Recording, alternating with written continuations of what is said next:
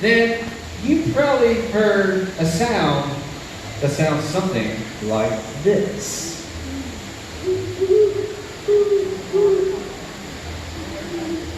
Shaking, yes, and I heard that.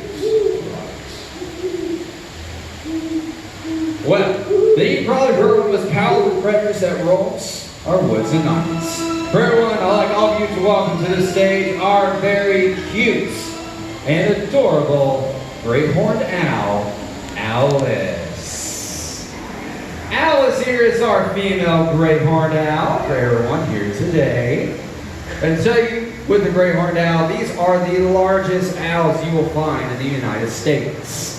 And I'm going to try to bring Alice up close for everyone here, because you might notice something on Alice when you see her. Alice here only has one eye. Alice, she had a cataract in her left eye. Throughout the years, it started getting worse and worse, and in February of 2019, that left eye had to be removed. Now, but I'll tell you, even though she had it removed, she is still just as feisty as she ever was with two eyes. Now, of course, when you see her, check out her feet. Her feet are as powerful as they are big, enabling them to seize and capture large prey out there. Most of these guys, what they'll go after are possums, raccoons, minks, weasels, but they're also one of the only birds of prey out there that love to go after skunks. Delicious, I know. Now, even with this, they get the name the flying tiger, because when you see Alice, those colorations, they mimic just like a tiger out there. Now, even also why they're called the flying tigers. I'm going to put some into perspective for everybody. Everyone here in the audience, I want you to make a fist for me. Tight as you can. And squeeze it. Please don't hurt yourself.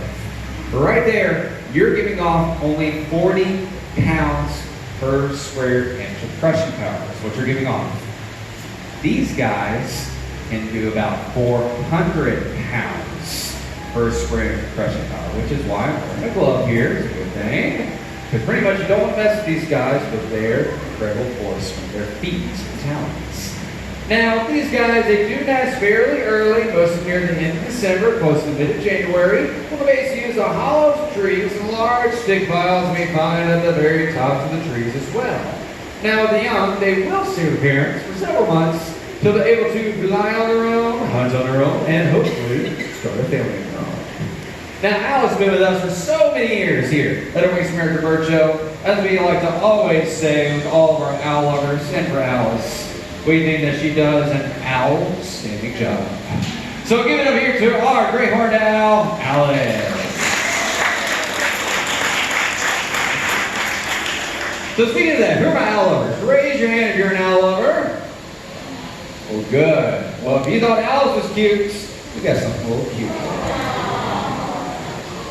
This is Gimli. Now, by show of hands, how many of you think that Gimli is a baby version of Alice?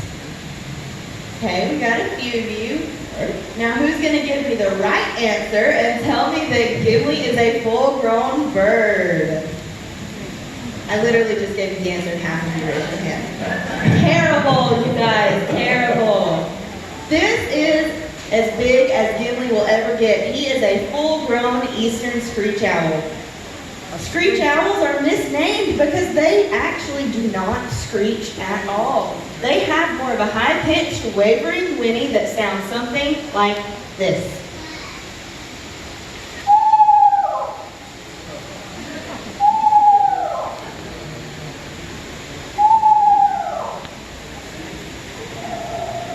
So you may notice the feather tufts on top of Gimli's head. Those are not ears. They are for camouflage and camouflage only. If a bird were to be chasing Gimli through the woods, he can nestle up against a tree, make his body as skinny as possible, throw up those feather tufts to break up his silhouette, and close his eyes. This would make him virtually indetectable to any other predator and nothing more than a bump on a log. So Brad came out with another screech owl that looks a little bit different than Gimli. That is Buster. He is also a full-grown eastern screech owl, but he is just a different color morph. Screech owls have two different color morphs. They're reddish, rusty red color, and deep gray and black coloration. Eastern screech owls are pretty small, so they do have multiple natural predators. However, the biggest threat to these animals are our vehicles. When we're driving down the road at night with our headlights on, Lisa, I hope you have your headlights on. You are torched, and I've seen how some of you drive. You can scare these birds off their hidey holes in the sides of the road. When bugs fly into your headlights, these screech owls are attracted to those bugs for food. This, unfortunately, makes them an easy target for car collisions. If you strike a bird of prey and wish to help, please do so. We just ask that you do not use your bare hands. Use a towel, a blanket, or a sweatshirt. Gently cover up that bird, put it into a box, and take it to your nearest vet or wildlife rehabber as quickly as possible. If you would like to attract one of Mother Nature's best pest control experts to your yard, you can build a nest box like we have over to the side of the stage. You can pick up plans for those nest boxes after the show. So Gimli here is one of the smallest birds that you are going to see in our Wings of America show today, weighing in at a massive 5 ounces.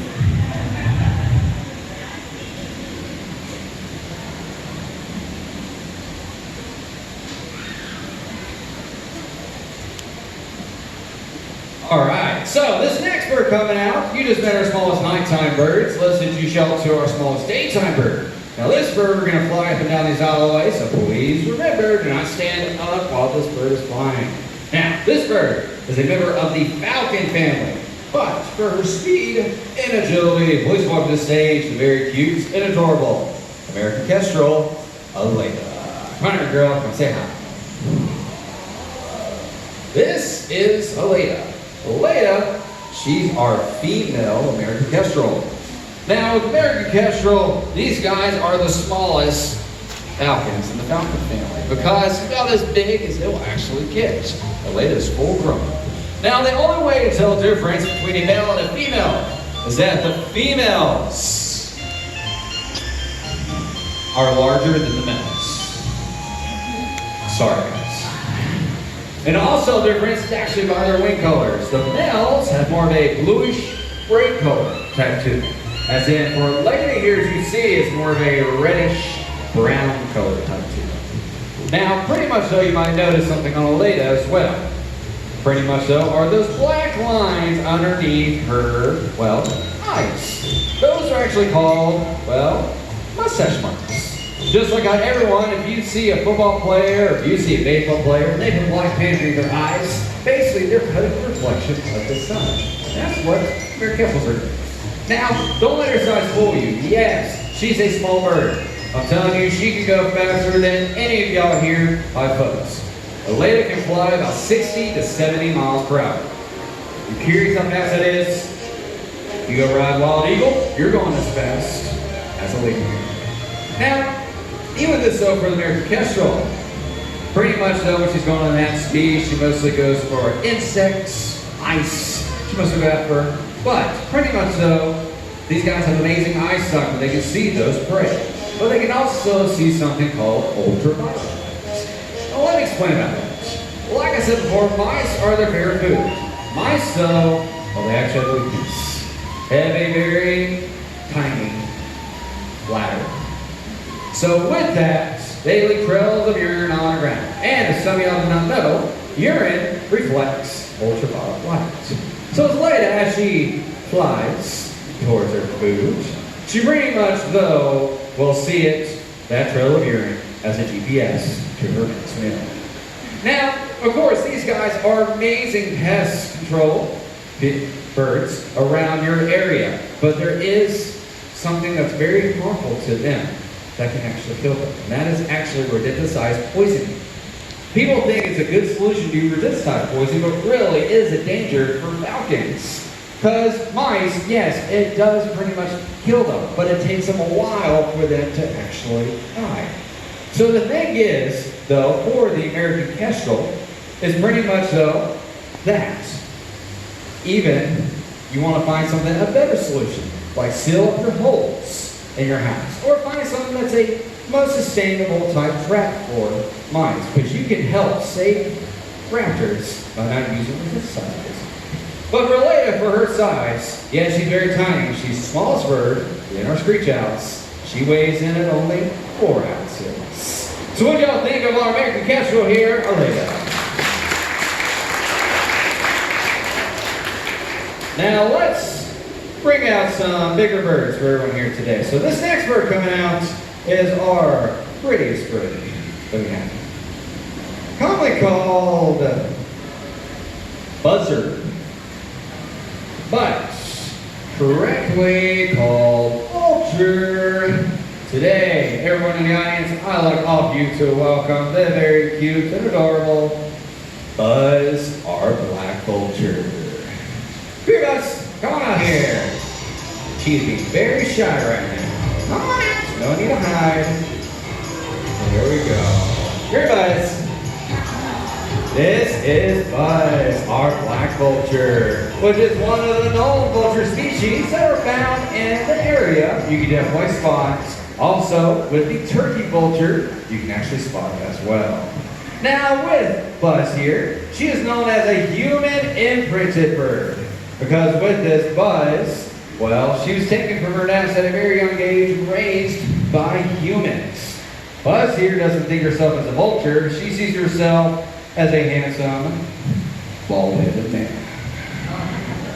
Now, Buzz, pretty much you might notice, if you do hear her, she has something that not a lot of people can hear, because these guys don't have a voice box. Their voice are mostly grunting, or to put it in a funnier way, a pig snorting is what they actually sound like. Now, of course, her wings make so much noise that she hits my mic or she hits Jesse's mic, because pretty much their wings are not quite a fly in front of you. Because pretty much they won't be able to sneak up on their prey, because what these guys always eat are things that are already damaged. Now, everyone sees these guys mean, ugly, nasty. No. As you see Buzz's face, and up there on the screen, they are the most adorable thing out there. Now, pretty much though, for the black vulture, pretty much they help get rid of diseases for us. Rabies, botulism, and anthrax, these guys can help get rid out there in the wilds.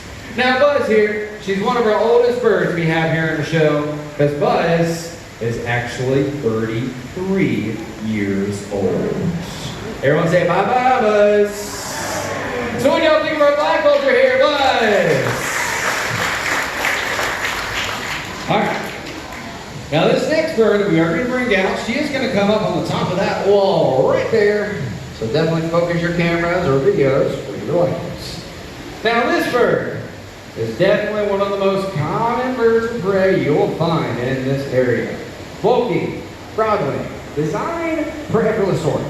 This bird doesn't mind being around any type of human activity. Sometimes, if you have sharp eyes, you might just spot this bird soaring high in the sky on any long car ride. You can see them sitting on top of trees, on tops of signs, even fence posts. Now, they're commonly called, well, the chicken hawk. But to everyone here, that's the name that they do not deserve out there, because these guys, they rarely eat chickens, because what's around those farms are mice. They're mostly rodent eater. So without further ado, I'd like all of you to welcome to the stage our red-tailed hawk, Jessie. Come on, girl, come say hi to everybody. This is Jessie, our red-tailed hawk. They pretty much get that name because of the beautiful red tail. As you see there on the screen and on her, that is why you can tell if it's a red-tailed hawk. Now they get the term Hawkeye very well, because these guys can read a fine print of a newspaper up to half a mile to a mile away. That's how good their eyesight are. Not even this for the red-tailed hawk. Pretty much though, they'll eat fierce animals, reptiles, even venomous snakes these guys will actually go after. They range from Maine Mexico, all the way up to Alaska. You can actually spot these guys. There's about over 1 million red-tailed hawks found throughout the world. But, pretty much though, not every red-tailed hawk survives their first year. 50% of red-tailed hawks will die.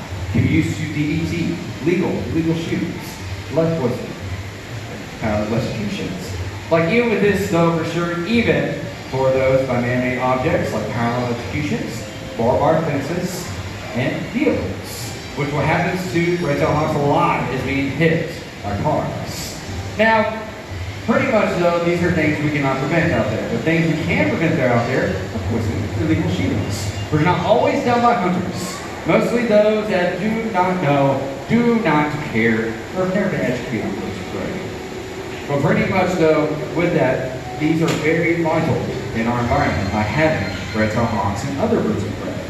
Now, if we didn't have these guys, I'll tell you up front, we will have just swarms of mice and rats around the world if it wasn't for these guys. So if it wasn't for the red-tailed hawk, if it wasn't for the American Kestrel, or the screech owl, or gray horn, our world here will be very overrun with mice and rats. So it's easy to see the crucial role these birds play in the natural scheme of things. Now, everyone, have your cameras out and ready, which I do see right now. A lot of people do, because Jesse is coming out one of our majestic birds. And this bird definitely has a very special birthday that we had today with everything. But with Jessie though here, I think that she did a fantastic job for everyone here today. So give it up to a red-tailed hawk here, Jessie.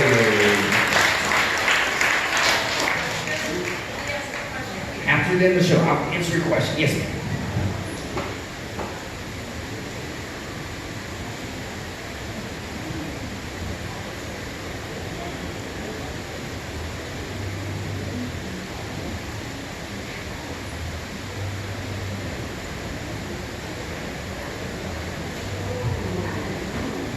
Hello. Now, as Brad said, Tecumseh is celebrating a very important milestone this year. A symbol of what America stands for. Tecumseh here is actually celebrating a huge milestone. This year, he turned 40. So 40 is actually pretty old for a golden eagle. Yeah, congratulations to him. If you would all like to help me, on the count of 3, how about we tell Tecumseh here a happy birthday. 1, 2, 3. Happy birthday! Now, golden eagles get their name from those beautiful golden feathers found on the back of their heads and necks. They're the most common eagle found in every continent in the northern hemisphere, but in the United States, they are more of a western species.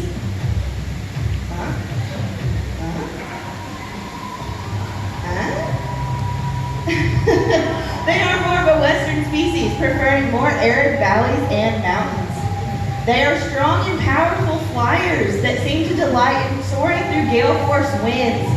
It's not uncommon to see golden eagles climb thermal updrafts up to 4 miles high and dive at speeds of up to 200 miles an hour.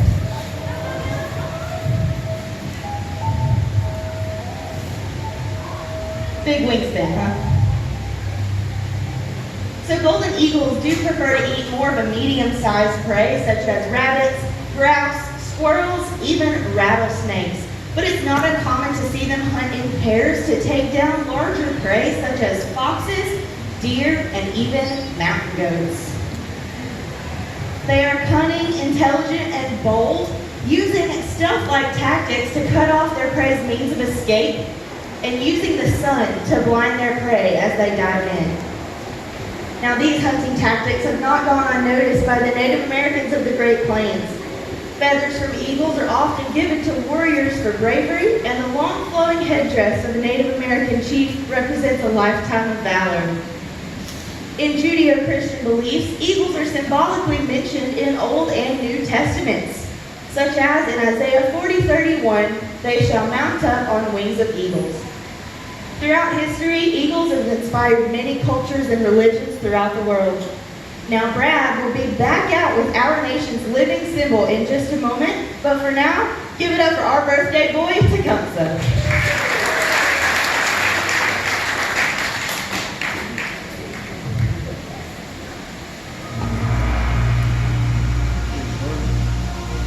Ladies and gentlemen, please welcome our living symbol of what America stands for. Freedom, courage, strength, spirit, and independence. The Bald Eagle.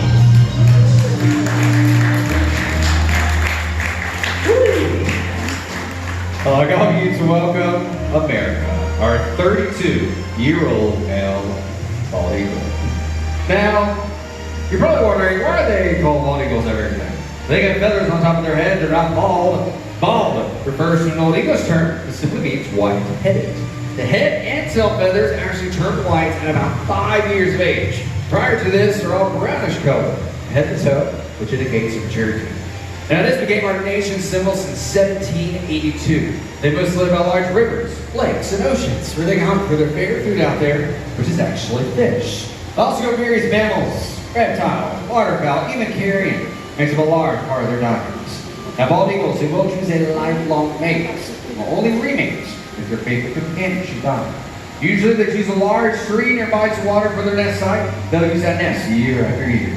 Now, 1 to 3 eggs are usually laid. Incubation is done by both parents. Eggs hatch in 30 to 40 days, and the young grow rapidly, reaching adult size, taking their first flights in about 3 months. Now, here at Dollywood, we take care of 18 non-releasable bald eagles here on Eagle Mountain Sanctuary due to the life-threatening injuries, where some of them have came to us with gunshots, hit by cars, and even pretty much by birds. But pretty much with that, we give them a second life here because a lot of them can't survive in the wild. So here, we have it as a home for them, a sanctuary, so they can live longer.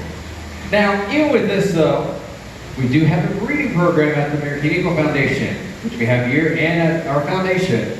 So with that, we're very proud to announce that we have now released into the wild 176 bald eagles into the foothills of the Great Smoky Mountains.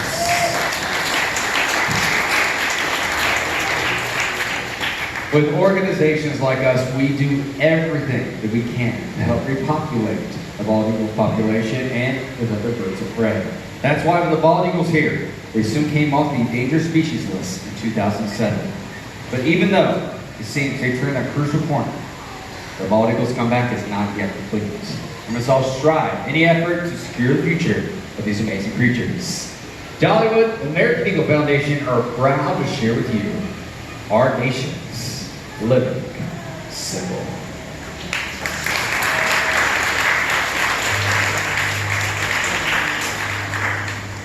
I want to thank everybody here for coming to see our show, but hang on.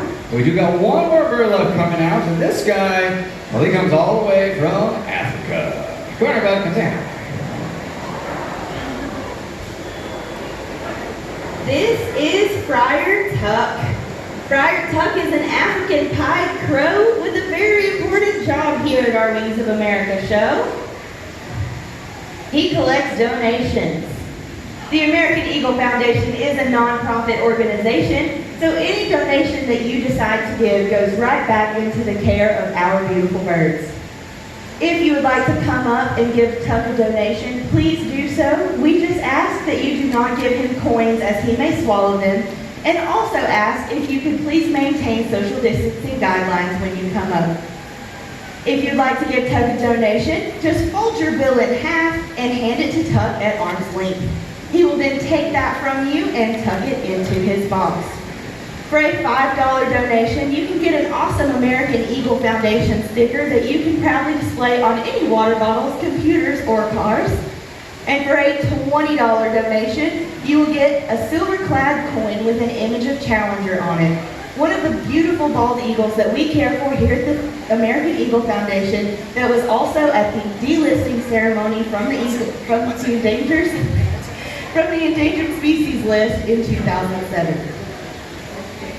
At this time, we hope that you've enjoyed your time here at our Wings of America show, and we hope that you enjoy the rest of your day at Dollywood. But if you'd like to come up and give a type of donation or ask Brad or Martha any questions, please do so at this time.